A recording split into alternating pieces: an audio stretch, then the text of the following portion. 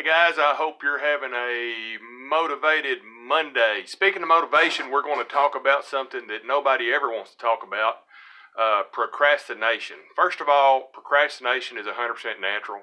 Procrastination's easy, and actually procrastination is your brain telling you to stay exactly where you are. Most folks, and I do too, procrastinate. Most folks don't move forward on an idea or a dream simply because of procrastination.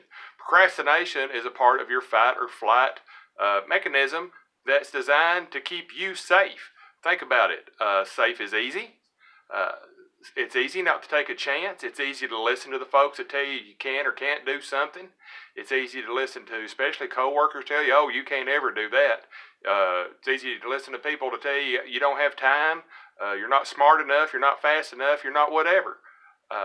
It's easy to keep doing what you've been doing for the past several years.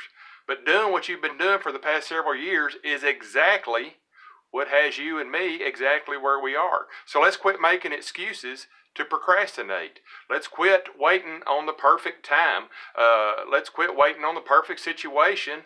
And especially let's quit waiting until we feel like starting.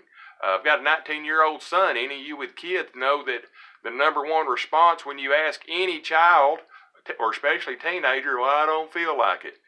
So we're trained from a young age to, I don't feel like it.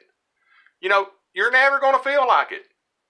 I don't know any kid that feels like studying harder. My wife's in college. My son's in college. They never say, man, I really feel like studying extra hard today. I don't know anybody that feels like starting a workout program, especially when they've not worked out ever, or they've not worked out in years and they have to start over. I don't know anybody that wakes up and goes, man, I really feel like working out today. Or at the end of the day, man, I really feel like working out tonight. I don't know anybody that feels like giving 100% at work every day, even though that's what you're getting paid to do. But some days you just don't feel like it. My favorite, most hated term when my son was playing football and my what I noticed in college level football and in NFL is, oh, I took a play off, which meant you were on the field, you just didn't give any effort on that particular play. So I don't know anybody, and this has come from my background, I don't know anybody that likes to feel like getting a medical issue or a worry checked out. It's no fun going to the doctor and they may tell you bad news, but hey, they may tell you great news, but you don't feel like going. I just don't feel like going. My favorite thing that I hear from people is, I was sick today. Would you go to the doctor? Oh, no. I was too sick to go to the doctor. People actually say this, I'll wait till I feel better to go to the doctor. Number one, what if you don't feel better? Number two, when you're sick, that's the time to go to the doctor. When you are sick. So the doctor can check it out. I don't know anybody that feels like cleaning the house, mowing the yard, or especially scrubbing a toilet. I don't know anybody on the planet that feels like doing that, but that stuff has to get done. And that stuff we actually do. We programmed ourselves to, man, I don't feel like cleaning the house, but it's got to get done. Man, I don't feel like mowing the yard, but it's got to get done. Man, I don't feel like scrubbing that toilet or shower or bathroom, but it's got to get done. So, there are things that we don't feel like doing, but we do anyway. But I don't care, as a general rule, if you feel like it or not, do something. Do something different today than you did yesterday. Do something for you. Do something. If anybody else on the planet has done it, you can do it too. You might not have the natural ability. You might not have the natural brain power. You might not have the natural whatever. But if it's been done, that means somebody else can come along and do it. So why can't you do that? Now, your dream's not my dream. I get it. But if anybody else has done it, that means it can be done. Philippians 4:13 says, I can do all this through him who gives me strength. Notice what it doesn't say. It doesn't say, hey, everybody else can do something, but I can't. It says I, which in that situation means you watching this video right now. It means you can do all this through him because he gives you strength.